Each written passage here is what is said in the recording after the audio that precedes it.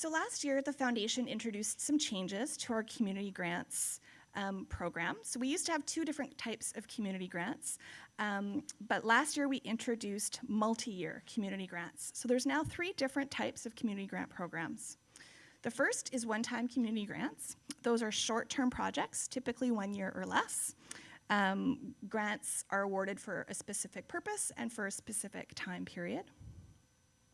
We also have major capital grants where the request is $100,000 or greater. So those are for big capital campaigns and capital projects happening in our community. And finally, new last year is the multi-year community grants, which is offered in 2 different categories, which Carrie's going to speak to a little bit later. So some things to know about community grants is that although there's 3 different types of community grants, organizations can only apply for 1 community grant per calendar year. So you'll need to decide which is the highest priority for your organization in any given year. The other thing to note is that the multi-year community grants is currently a pilot, so our grants committee has agreed to offer multi-year funding or accept multi-year funding proposals in 2017 and again in 2018. And so we're in the midst of a strategic planning process and we'll be thinking about what that looks like going forward, but just to note again that the multi-year community grants is currently a pilot project of the Winnipeg Foundation.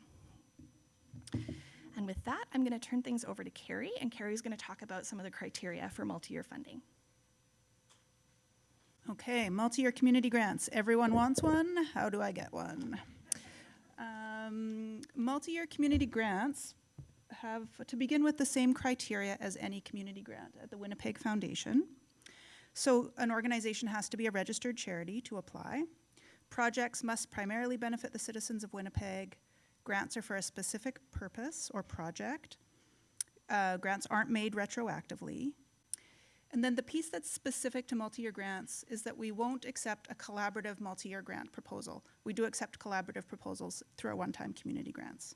One new eligibility requirement that is consistent across all community grants is related to final reporting. So effective last September, we now require final reports on any outstanding community grants before you apply for a new community grant in any category.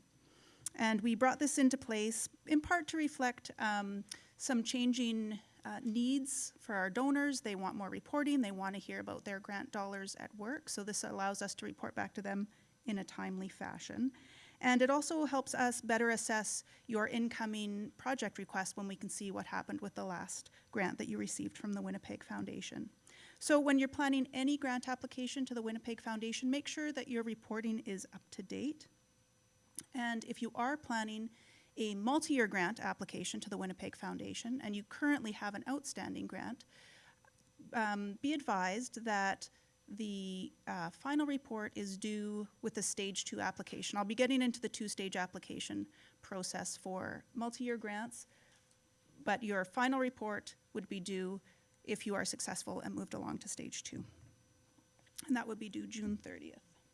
As Megan said, this is a 2-year pilot program. We're now in the 2nd year. Grants are made for up to 3 years. And there are 2 types of multi-year community grants, program and capacity building grants. And I'll be going into more detail on each one of those. Both of them require a grant history with the Winnipeg Foundation. And this is to give us a measure of comfort and confidence in an organization because we have a relationship with them, we have some knowledge of the organization, and it allows us to have real trust that the organization is going to be able to carry out a long-term grant agreement with the Winnipeg Foundation. Multi-year grants are unique in that they have a 2-stage application process. So stage 1 for both categories of multi-year grants, the application is due April 30th at 4:30 p.m. And I will highlight that all of our grant applications are due at 4:30 p.m. on the due date. The system actually closes at 4:31, so anything that you've got in progress will be lost. So make sure that you hit submit at 4:29 to avoid disappointment. Pretty fast turnaround on the stage 1 application, so we'll let you know by May 15th if you're moving along to stage 2. And then stage 2 applications are due June 30th, again, 4:30 p.m., and the final notification on the decision is in September. If you're successful moving from stage 1 to stage 2, you'll be notified by email and that email will contain a link that will take you right to the Stage 2 application. Here's some of the eligibility requirements for each of the types of multi-year grants. For multi-year program grants, you must have at least 2 consecutive years of community grants for the particular program for which you want to receive a multi-year grant. And the maximum amount that you can ask for is the maximum amount that you have previously been awarded for that program. So if you've had a number of grants from the Winnipeg Foundation, say you've had 3 grants for the same program, and one year you got $25,000 and the next year you got 20, and then the year after that you got 25,000 again, the most you could apply for is 25,000 over 3 years, so a total of 75,000.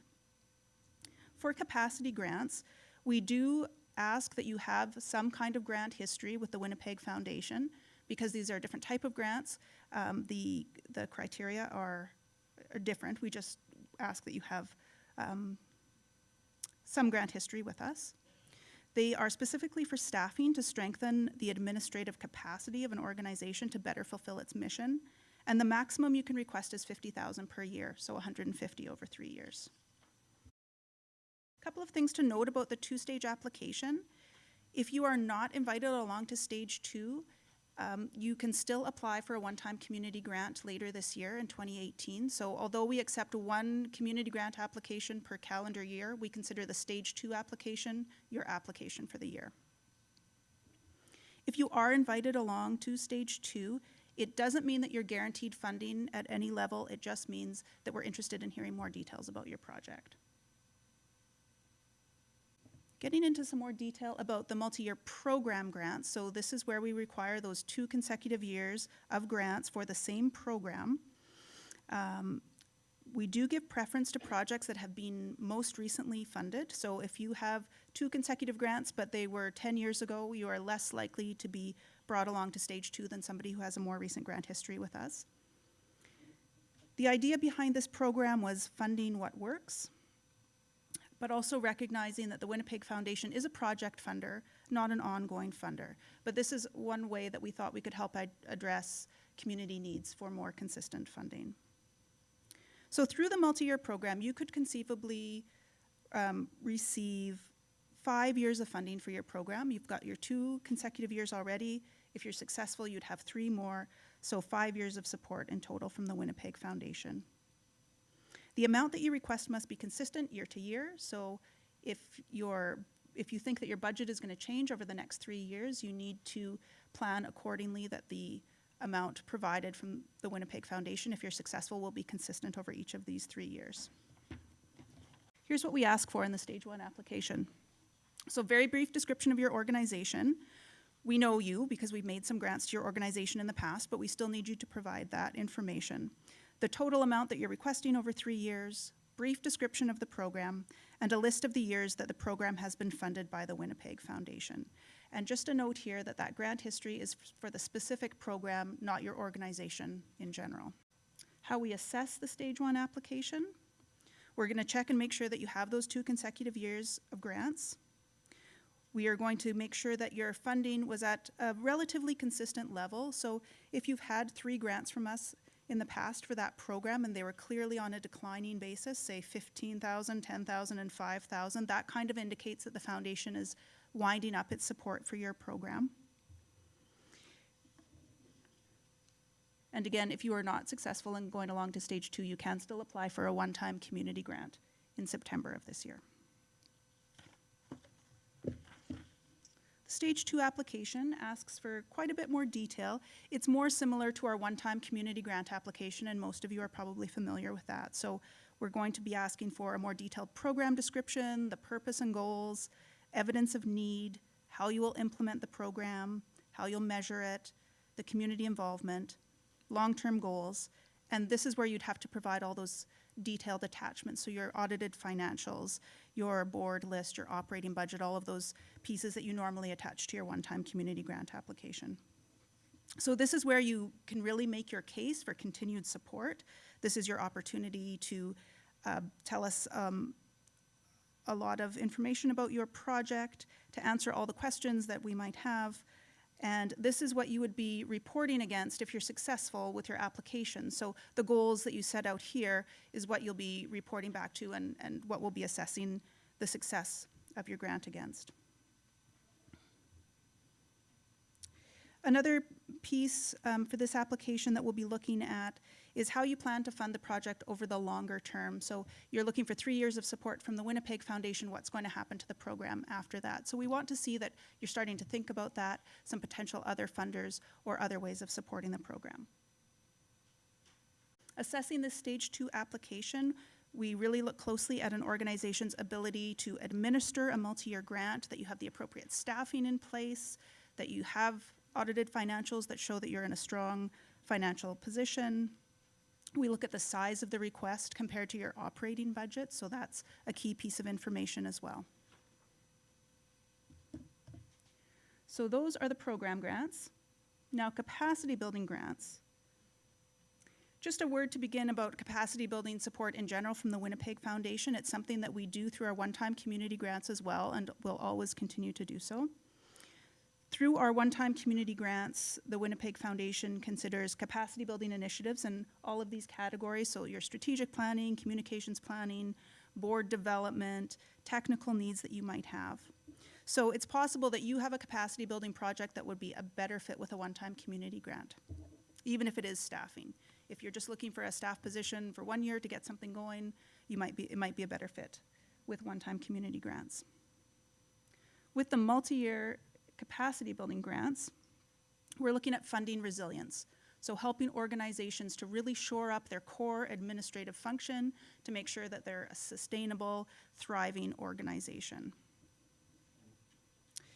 At this time, we are not considering grants for fundraising staff. We know you all need fundraisers. We're not able to provide a fundraiser for every organization. So at this time, we're saying that those positions aren't eligible. But we are looking to assist organizations to enhance their administrative staffing, so executive director type positions, financial management.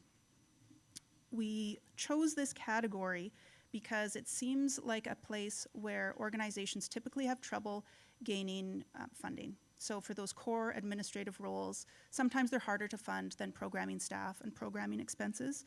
So this is an opportunity for organizations to really bolster their administrative capacity through the Winnipeg Foundation.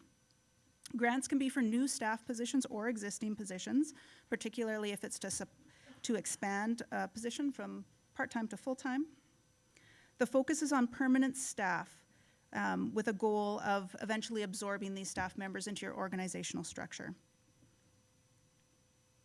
And again, the request must be consistent year over year. Maximum is $50,000.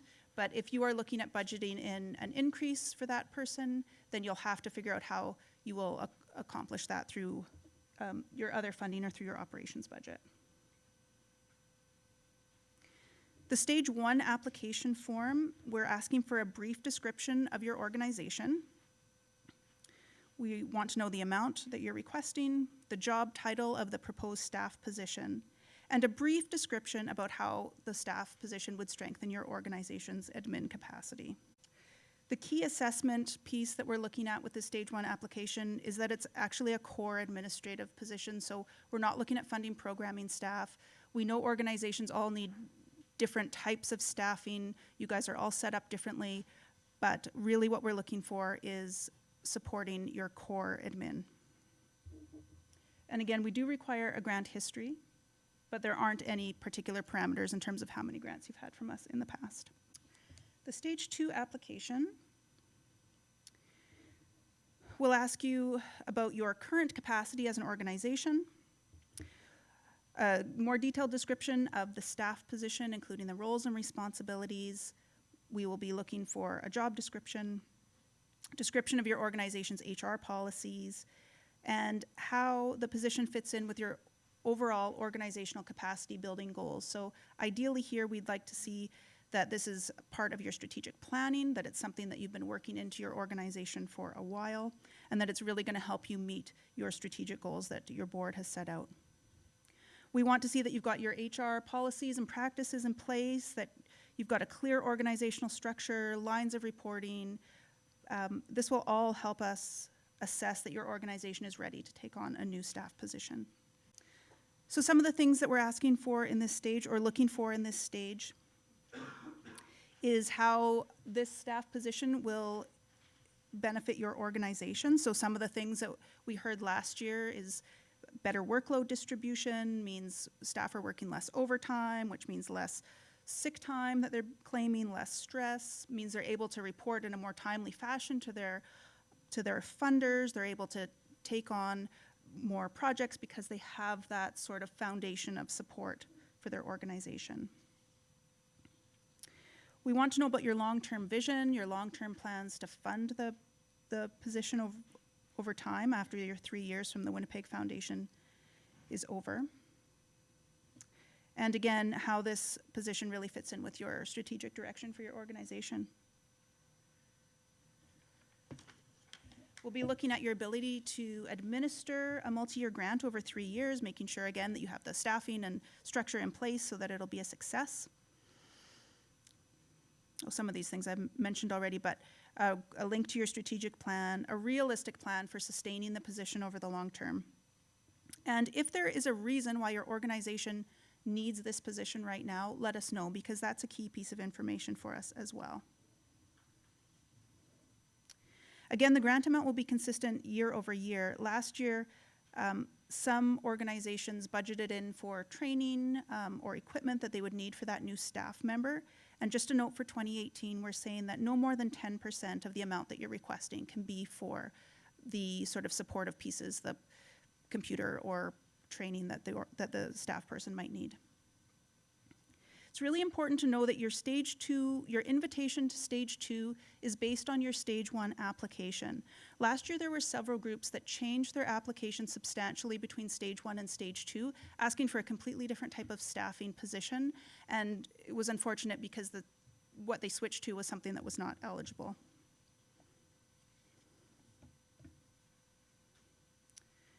Here's a little rundown of what happened last year. Now, this was the first year that we offered multi-year grants. We had no idea what to expect.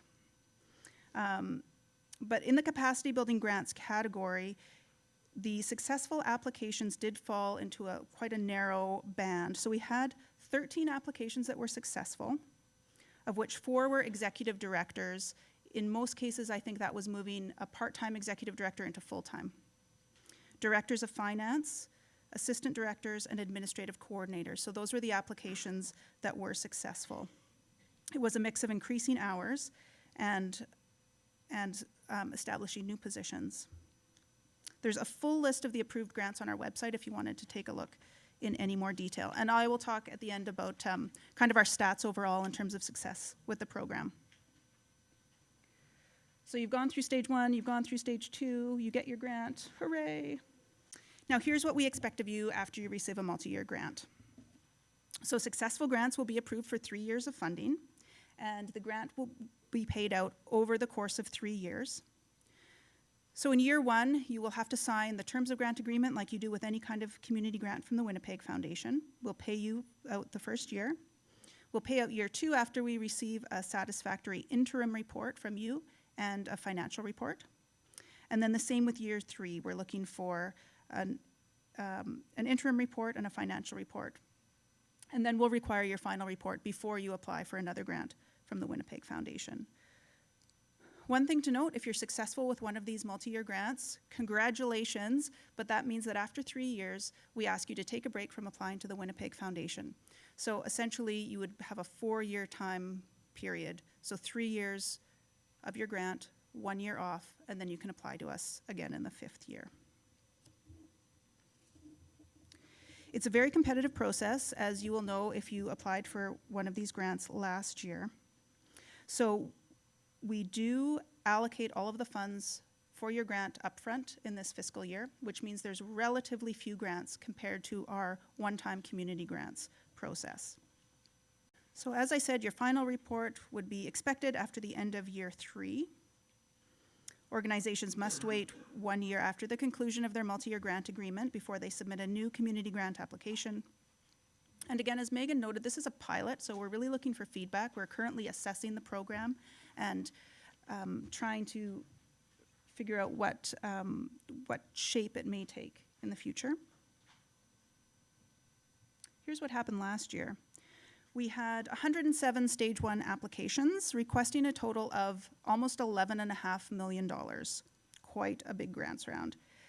Of those, 71 were invited along to stage 2, so there were 71 that met the eligibility criteria.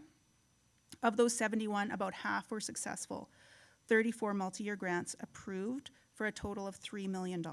And of those, 21 were program grants, 13 were capacity building grants.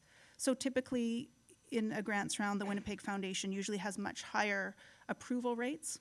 Even though you might not get the full amount of your request, in a one-time community grants round, the approval rate is much higher. Because these grants were much larger, the approval rate was quite a bit lower than it normally is. Okay, now Meg is going to talk about the future of multi-year grants, and then we'll have lots of time for questions. All right, so as we've said a couple of times, our multi-year community grants is currently being offered on a pilot basis, but we already know a couple of things based on the first year of the program. So the program's being evaluated both by our staff as well as our grants committee. Based on what we've learned in year one, on sort of how it works in terms of our processes, in terms of feedback from community organizations, we are optimistic that we'll be able to continue to offer multi-year grants in the future, with the caveat that the criteria might change. So currently we've got those two categories of program grants that have 2 or more consecutive years of support, or capacity building grants specifically for those staff positions. And as I noted at the front, we're currently in the midst of strategic planning. So our next strategic plan will be cover 2019 to 2021. And so we're looking at a number of things to help set our grant making priorities, including the vital signs report that we released in the fall and other things like that. So just to say that, again, we're optimistic we'll be able to offer multi-year grants, but it might be in different categories. One of the questions that we received fairly often last year about multi-year grants was, if my organization receives a multi-year grant and then I take my year off from funding from the Winnipeg Foundation, can I reapply for multi-year funding for that program or project again? And we've taken that back to our grants committee, and the answer is no. That if you receive a multi-year grant from the Winnipeg Foundation, we would consider that to be our final commitment to that program, whether it's the program or the staff position through capacity building. Certainly we'd be open to new ideas and new project proposals from you in the future, but that we would not anticipate that we would award a multi-year grant for the same purpose that had already been received. And that's just our way of balancing. As Carrie noted, the Winnipeg Foundation is a project funder. We're really not meant to be an ongoing funder. And so at the same time, we recognize that it takes more than 1 year to have a program have an impact, or to bring a staff person on board to help with your capacity building needs. So it's a way to balance not just doing a single year of support without becoming a long-term ongoing funder. So that's a little bit about what we expect beyond the pilot phase. And this is where I will open the floor up to any questions that you might have based on the information that Carrie and I have provided. The question was, do we have project staff who will help with the development of the proposal? The answer is our grant staff is always happy to answer questions, but we can't help you develop your proposal. That's really up to the organization applying. But we can answer your questions about the grant application process. We've given you some information about what our grants committee looks for, that kind of thing. Yeah, so the question was, could the $50,000 maximum be used for 2 staff positions? The answer is yes. There were a couple examples last year where 2 part-time staff positions were raised to full-time staff positions. Yes. So the question was, can you apply for the 2 different types of community, multi-year community grant? And the answer is no, that you'd have to identify what your highest priority is as an organization, either the capacity building or the program. So the question was about the stage 1 applications, what the split was between the capacity building and the program. I'm not sure of the exact split from the stage 1 applications. I do know that the stage 2 applications of the 22 program grants that were approved, that was about 26 applications. On the capacity building, I believe it was 42 stage applications, of which we were only able to approve 13. With the caveat that that's what happened last year, and it doesn't necessarily reflect what'll happen this year. So we don't know what applications we're going to receive this year. But that's how the breakdown was from the stage 2 applications. Yeah, so the question was, if your organization receives a multi-year community grant, are you still able to apply for a one-time community grant? And the answer is no. That if your organization has a multi-year community grant from the Winnipeg Foundation, that would be considered your community grant in each of the years of multi-year funding. And then, as Carrie noted, that you'd actually take a 1 year off from the Winnipeg Foundation before submitting a new application. And to be clear, that's for if you have a multi-year community grant, that means you're not eligible to apply for a one-time community grant, a major capital grant, or a multi-year community grant during the terms of your multi-year funding agreement. Yeah, so the question is, why do we not fund fundraising staff positions? I think it's a little bit, as Carrie said, is that there isn't an organization that we don't currently support who wouldn't benefit from a full-time fund development staff person. And I think, I don't want to say that we'll rule it out forever. During the pilot phase, we're not going to consider it. But what we've learned is that simply having a fundraising staff person isn't necessarily the magic bullet that you hope that it will be. That there's a whole series of things that organizations need to do to make effective use of that staff position. And so over the years, things that we've seen that have worked is, for example, bringing in a fundraising consultant to work with your staff and your board so that they're equipped to make those asks and put together a little bit of a fund development strategy or proposal for your organization. That it needs to be a more holistic approach than simply bringing somebody in. And the other challenge is that if you bring in a fund development person and it's funded, say, for the first year by a funder, that means that that person in the next year needs to not only fundraise for your organization so that you can do the great work that you do, but they also must raise their own salary. And that seems like a terribly unfair thing to do to a person. And so we're still working on that and thinking of other ways that we can support organizations with their fund development needs. It could be professional development, helping you work with a consultant, board development, that kind of thing. Any other questions? Would we provide funding for a consultant? Yes, we have in the past. That again would be through a one-time community grant. Through a one-time community grant, we have funded organizations to bring in a fund development consultant who can, again, work with your existing staff and board, that kind of thing. Yes. And it's sometimes a way for people to bring in a more experienced fund development person and get their expertise without having them as a permanent full-time staff position. Yeah, so the question was what are some of the proposals that organizations presented to increase their funding beyond the 3-year grant?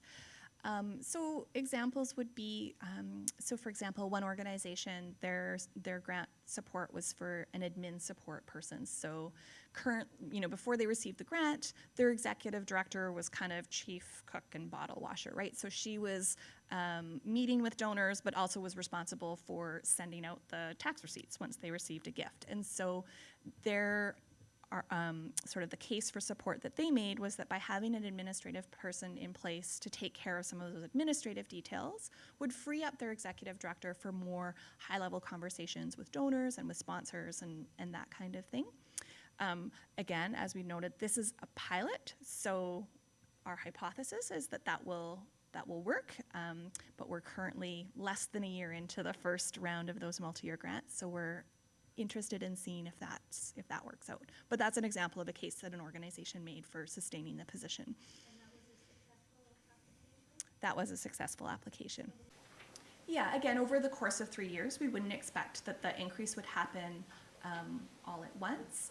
And again, as Carrie had noted, we also are really looking at how the new staff position aligns with an organization's strategic goals.